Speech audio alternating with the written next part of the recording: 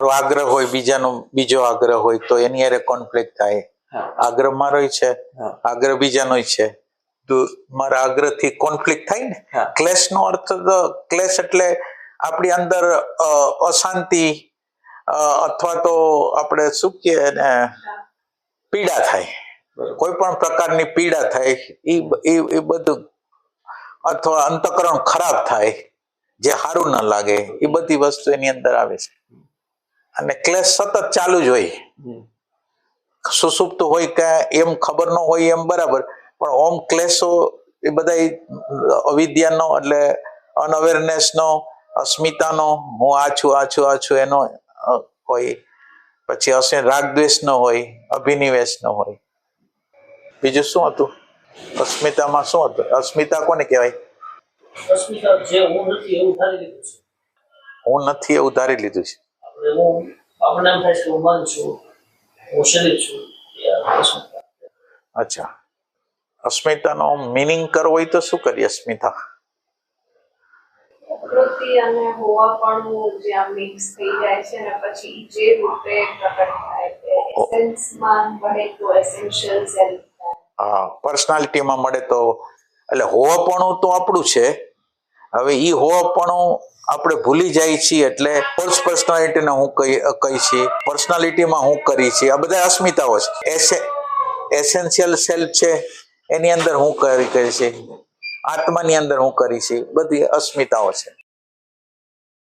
જે ફેવર કરે છે અથવા તો જ્યાં ગમો થાય છે ત્યાં રાગ ઉત્પન્ન થાય, જ્યાં અણગમો થાય ત્યાં દ્વેષ ઉત્પન્ન થાય. એટલે ગમશે એટલે ન ગમવાની પ્રક્રિયા ચાલુ રહેશે. જ્યાં ગમવાની પ્રક્રિયા છે ત્યાં ન ગમવાની પ્રક્રિયા, અને પાછું આ તો નિરંતર ચાલતી પ્રક્રિયા છે. માનો કે અત્યારે કોઈક બોલે છે તો કે ના આ બરાબર નથી, આ બરાબર છે, એટલે એ સતત ચાલતી પ્રક્રિયા છે. રાગ દ્વેષની સતત રીતે કોઈ ને કોઈ સંદર્ભથી પ્રક્રિયાઓ છે. એ રીતે આ બધી પ્રક્રિયાઓ છે ચિત્તને સતત અને સતત વિક્ષિપ્ત કરે છે. કકળાટયુક્ત છે એટલે કલેશ છે. અને છેલ્લું તમે સમજાય અભિનિવેશ, જેની અંદર જેની સાથે અટેચ છે એ છૂટું પડવાની જે પીડા ઉત્પન્ન થાય એ છે અભિનિવેશ.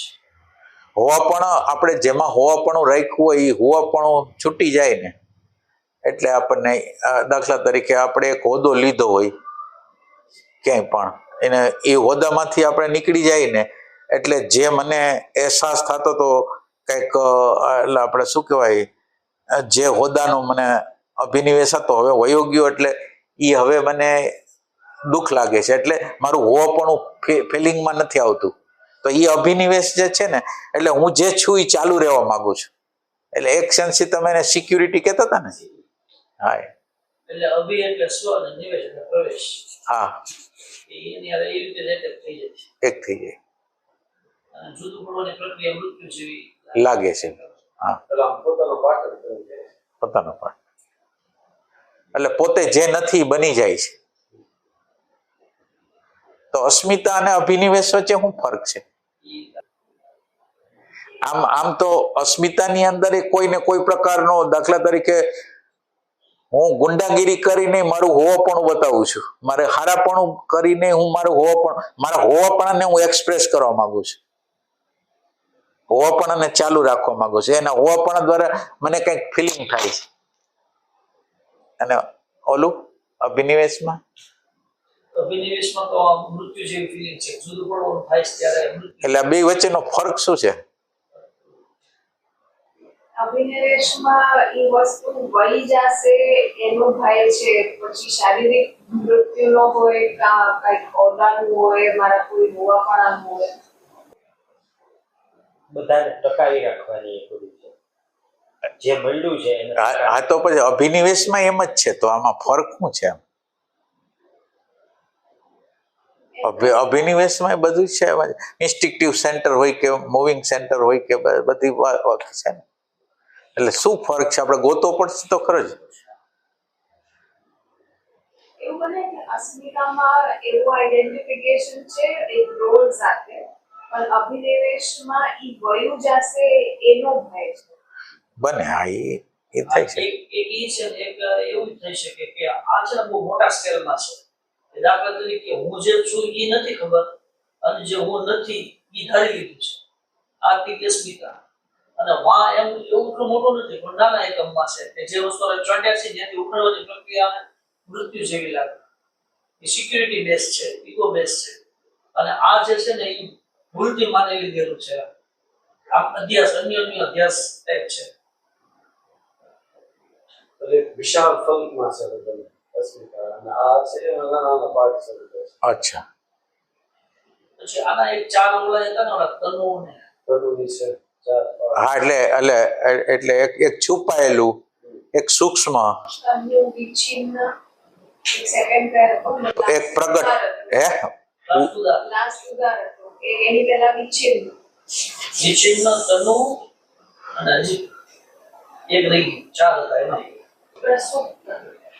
પ્રસુપ્ત એ સૌથી ડોમિનન્ટ. પ્રસ્તુત તનુ વિચ્છિન્ન નર્મદા. આમાં અસ્મિતા અને અભિનિવેશનું ઓલું પૂછ્યું તો એક આવ્યું કે હા. અસ્મિતા એટલે it creates the mask we wear in the world. અભિનિવેશમાં it is the deepest rooted place affecting even the wild and I must not cease to exist. પણ અસ્મિતામાં શું છે કે હું મારા વિચાર છું, મારો જોબ, મારી ડ્યુટી હું ખોટું છે. એટલે મારા એક્ઝિસ્ટન્સનું અને અહીંયા છે કે મારું હોવાપણું જવું ન જોઈએ. ઓલું હોવાપણું છે ને ઓલું જતું ન રહેવું જોઈએ. એટલે બે વચ્ચેનો ફરક એટલો થઈ ગયો કે ઓલું હું લાગુ છું લાગુ છું અને અને ઓલું છૂટવું ન જોઈએ. માસ્ક ઇઝ કવર્ડ હા યા હા. અસ્મિતા ઈ છે હા. માસ્ક આવી ગયું છે હા હા. એટલે બીજું દેખાય જે છે એ દેખાતું નથી જે નથી ના એટલે હોવાપણાનો એનો અહેસાસ થાય છે પણ એ હોવાપણું જતું રહેશે એવું જ્યારે થાય ત્યારે એ અભિનિવેશનો ભાગ થઈ જાય. અભિનિવેશ. આ લેટેસ્ટ હા એ. એટલે આઈડેન્ટિટી એન્ડ સેલ્ફ ઇમેજ અસ્મિતા છે, સર્વાઇવલ એન્ડ કન્ટિન્યુટી અભિનિવેશમાં. બરાબર. સર્વાઇવલ ચાલુ રહે અને કન્ટિન્યુટી. શું કે છે? અભિનિવેશ એટલે ટકી રહેવો, નિરાશા અને જીત. બરાબર. જુદા જુદા સેન્ટરોમાં છે ને. હાલો. એક આઈડેન્ટિટી ક્રિએશન છે અસ્મિતા ને આ ફિયર ઓફ લૂઝિંગ આઈડેન્ટિટી હા અરે વાહ. અને ડાયરેક્શનમાં એટલે અસ્મિતા છે એ બિલ્ડ્સ આઈ અને અભિનિવેશ છે એ પ્રોટેક્ટ્સ આઈ. અરે વાહ. બરાબર. આ સરસ વ્યાખ્યા છે.